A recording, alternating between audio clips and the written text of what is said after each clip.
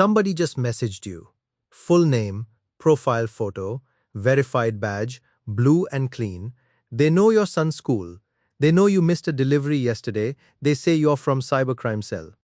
They say you're under digital arrest. And here's the part that should scare you. You have no phone number to check, no number to Google, no number to call back. Because as of a few days ago, phone numbers on WhatsApp became optional. 3 billion people, one identity layer, gone. So if the number's dead, what exactly are you trusting when you hit reply? Okay, let's rewind. Because this isn't science fiction. This happened on June 29, 2026. WhatsApp, under its new global CEO, Kunal Shah, the guy who built Cred, rolled out usernames to all 3 billion users. Not as a beta, not as a rumor. Live, global, right now. Here's the pitch. For over a decade, starting a WhatsApp chat meant handing someone your actual phone number. A stranger at a networking event, a parent from your kid's soccer team, a random seller on Instagram. All of them got your real digital fingerprint now. You just give them a handle, like an Instagram username, except it unlocks a private line straight to your phone.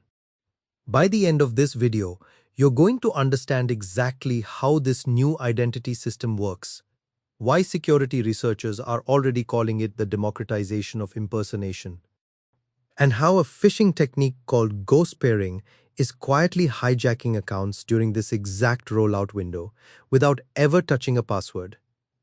Because the feature built to protect you, it's already being turned into a weapon. Think back, WhatsApp's entire genius back in 2009 was radical simplicity. Your phone number was your account. No usernames, no passwords to remember. No email verification hell. That one decision is why WhatsApp scaled to 3 billion people faster than almost any app in human history. The number was the trust anchor. If someone had your number, you probably knew them, or they'd at least called you once. For 15 years that held, businesses listed real numbers. Law enforcement could trace a SIM back to a telecom registry. Even scammers had to at least own a working phone line. Except now, that anchor is being deliberately cut. Because the same simplicity that made WhatsApp trustworthy in 2009 is exactly what makes it exploitable in 2026. A single identifier, tied to a real human, sitting behind a plain text field. And Meta just decided that identifier needed to disappear. This isn't an update. This is WhatsApp rebuilding the foundation of how 3 billion people prove who they are to each other.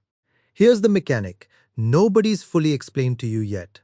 A phone number is still mandatory to create an account. That part hasn't changed. But once you're in, you can reserve a username, 3 to 35 characters, lowercase letters, numbers, periods, underscores. It has to start with a letter, no double periods, no .com endings, so scammers can't spoof entire websites inside a username field. Once that username is active, anyone messaging you for the first time sees the handle, not the number. Only people who already have your number saved keep seeing it the old way. And here's the layer most people are ignoring completely, the username key. A random 4-digit PIN, generated by WhatsApp's own systems. You can't choose the digits yourself. If a stranger wants to message your username, they need that key too, or the message vanishes silently. No notification, no trace. Shifts this fundamental don't happen loudly. They happen while headlines are busy elsewhere.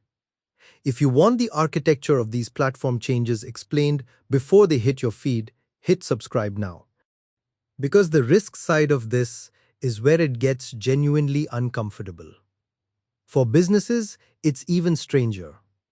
WhatsApp is enforcing what insiders are calling asymmetrical transparency. When you message a business, your number stays hidden. But the business, their verified number stays fully visible, printed right there for legal trust.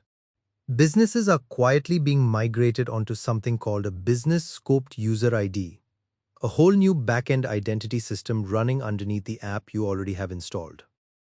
The infrastructure powering 3 billion daily conversations just got rebuilt in the background. And most people won't notice until something goes wrong.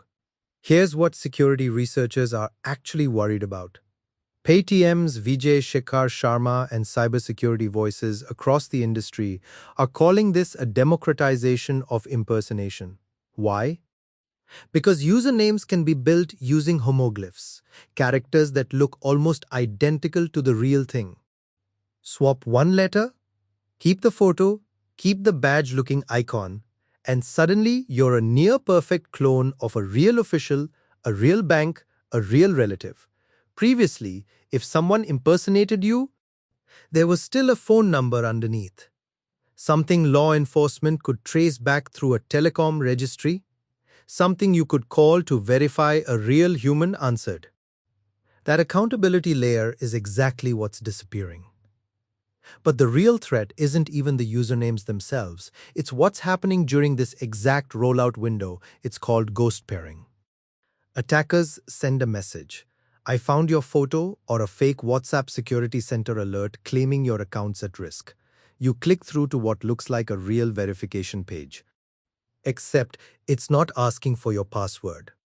It's quietly triggering WhatsApp's own legitimate linked devices feature, asking you to scan a QR code or type in an 8-character pairing code disguised as a security check. The moment you do that, you've authorized a stranger's browser to sit inside your account, full read access, every message, every photo, every contact, and it never triggers a password alert. You're not locked out. You don't even know it happened. So let's bring this back to you. Specifically, in 5 years, your phone number stops being a universal proof of identity. It already is happening. Governments, banks, even neighbors used a working phone number as a baseline trust signal for decades. That signal is fading, replaced by handles anyone can register and photos anyone can copy. Call it the verification vacuum. The growing gap between how confident you feel that you know who's messaging you and how little evidence you actually have to prove it. Under 18 accounts get the username key turned on automatically. Meta clearly knows kids are the highest risk group here. But adults get none of that protection by default. You have to know to turn it on. Here's the part that should sit with you. The same feature protecting you from an aggressive salesperson or a stalker-ish stranger is the identical mechanism that lets a digital arrest scammer look completely legitimate to your own parents. Privacy and impersonation just became two sides of the exact same 4-digit key. Zoom out for a second. For 15 years, a phone number was humanity's strange, accidental identity system. Not perfect, not designed for this. But it worked. Because it tied a digital account to a physical SIM, to a physical human, to a physical place. We just quietly agreed to trade that away. For the ability to talk to strangers without giving them our number, maybe that trade is worth it. Maybe less exposure to spam and stalkers is a real human win. But somewhere in the next 5 years, a version of you, a photo, a name, a badge that looks real is going to message someone you love. And they're going to have less proof than ever that it's actually you.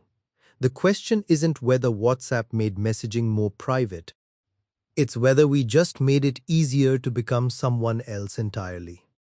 If platforms are going to keep rebuilding the rules of digital identity while you're not watching, you need someone watching for you. That's what this channel does. Subscribe to the Trend Theory. Because understanding these shifts isn't optional anymore. It's survival. And if you think losing your phone number as an identity anchor is unsettling, wait until you see what happens when AI-generated voices can clone the person calling to verify you. That's in the video right here.